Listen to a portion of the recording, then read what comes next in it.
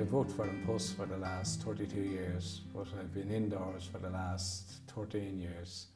And I was diagnosed with the MS in 2007. And in fairness to my job, the occupational health nurse has facilitated me in the fact that I can still be productive. I've been suffering with a pain in my back for about 6 months prior to the diagnosis, and they actually thought it was a trapped nerve. And I was sent for a lumbar scan, an MRI scan, and that didn't show up anything. So when I went to see Ray Murphy, he suggested I get a full MRI scan.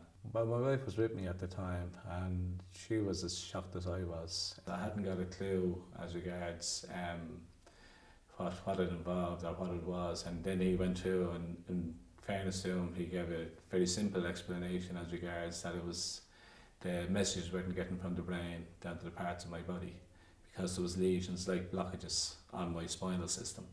The main symptoms I have are fatigue, and I get spasms at night time when I'm asleep. I get twitching and my legs and arms jump, but I'm on medication for that, so thankfully it's settled down.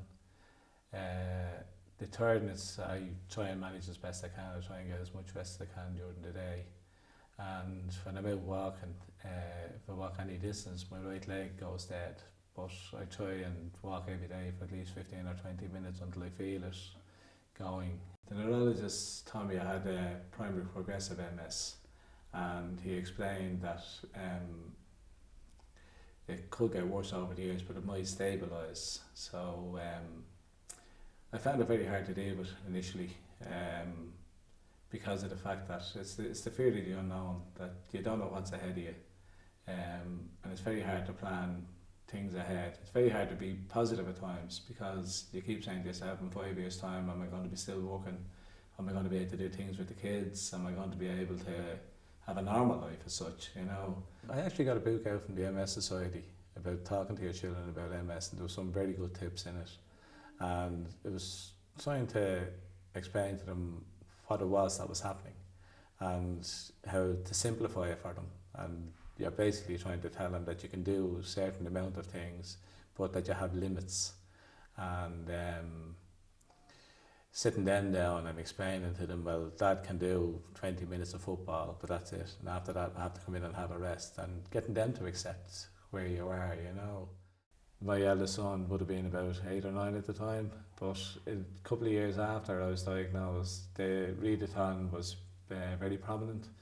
And I got all the information out, and my eldest son actually approached a school principal about doing the readathon in the school, Killishy National School in Naas at the time, and she was very approachable about it, and she said, yeah, no problem, they support a different charity every year, and they raised over £6,000 as it was at the time.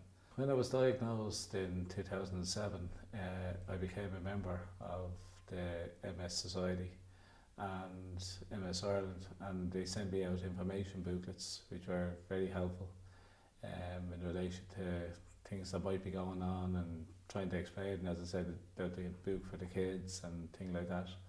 I also had a couple of the community workers came out to me and had a chat with me one day as well. I've also check out the website regularly for updates on treatments and what's going on. And last year I joined the local MS branch to try and give something back, because I'm able-bodied and I'm able to get out and help with the flag days and things like that. And it's a great benefit, I think, to meet other people with MS and realise that life goes on, and that these people are managing their symptoms as well as they can as well, and that there is exercise programs and support out there.